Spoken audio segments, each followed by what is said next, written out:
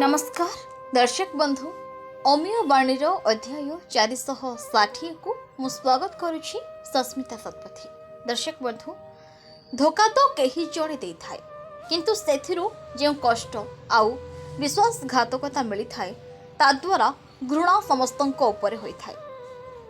संसारर सबुठारु विचित्र प्राणी हेउछि मनिष, कारण मनिष ही एकमात्र प्राणी जी भल मंदर विचार जानी भूल परे भूल करी चले।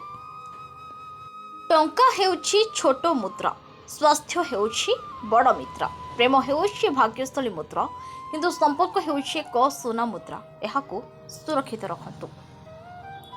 निजे जवाब देवा द्वारा मनिष कम अनुताप करिथाय। समय जो जवाब दिए मनिष ताको पूर्णतार सहित अनुताप करिथाय।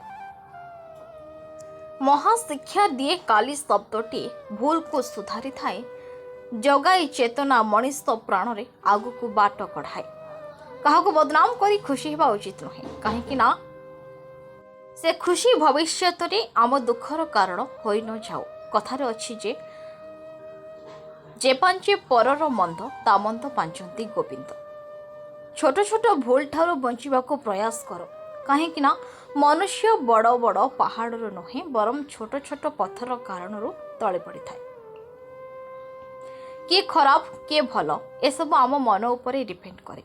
आमे जहाको भल पाऊ तार डिमेरिट्स देखुना, आ जहाको घृणा करू तार मेरिट देखुना। जदि मो भिडियोटी आपण मानकु भल लगे थाए तेबे कमेंट करे निश्चित जणांतु। आउ आम चैनल को सब्सक्राइब करबा को भूलिबेनी। आउ हां आमर ए वीडियो को लाइक एंड शेयर करबा को मध्य भूलिबेनी। रहुछु जय जगन्नाथ।